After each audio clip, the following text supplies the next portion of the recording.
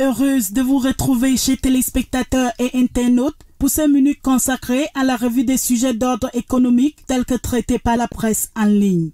Ouvrons cette top des titres de la semaine avec financialafrique.com. Sur son site d'information, le journal titre « La CEDEAO annonce sa monnaie unique ECO en 2027 ». Le journal indique en effet que le lancement de l'ECO, la monnaie unique de la communauté économique des États de l'Afrique de l'Ouest, est prévu pour 2027. Le même journal fait savoir que le produit net bancaire de la Société Générale Côte d'Ivoire, filiale du groupe bancaire français du même nom, a connu une augmentation de 3 733 milliards de francs CFA au premier trimestre 2021, comparé à la même période de 2020, ont annoncé les dirigeants de cet établissement bancaire basé à Abidjan. Le site d'information en ligne, l'économie.com, informe que Aliko Dangote souhaite investir dans les secteurs du pétrole et du gaz au Cameroun. C'est ce qui ressort de l'audience qui lui a été accordée le 23 juin 2021 par Paul Biya, président de la République. L'agence d'information Ecofin informe que le conseil d'administration du groupe de la Banque mondiale a approuvé un prêt de 168 millions de dollars pour l'électrification rurale au Burkina Faso. Les fonds seront utilisés pour la mise en œuvre du projet d'électrification solaire et rurale aux grande échelle.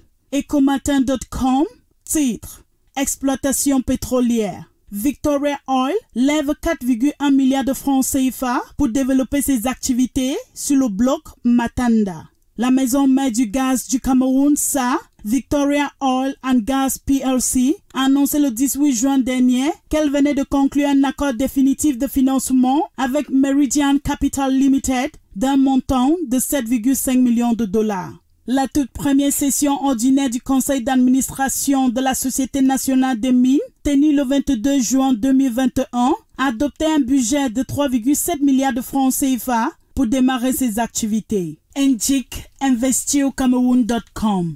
Selon le directeur général de la CNPS, le fonds de pension du Cameroun dispose d'une trésorerie de 325 milliards de francs CFA. Informe Business in Cameroon.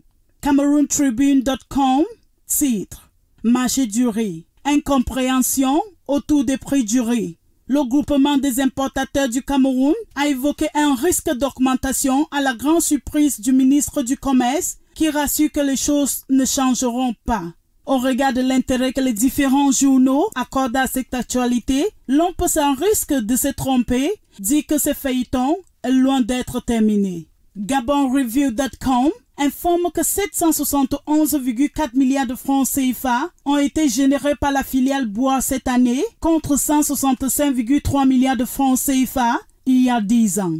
Chartinfo.com titre Coronavirus. Ethiopian Airlines lance des vols avec équipage vacciné à 100%. La compagnie aérienne nationale Ethiopian Airlines a annoncé qu'elle avait commencé à assurer des liaisons avec des équipages pleinement vaccinés contre le nouveau coronavirus. TheDeskEco.com fait savoir que 134,5 millions de dollars ont été dépensés pour la défense du pays à fin mai 2021.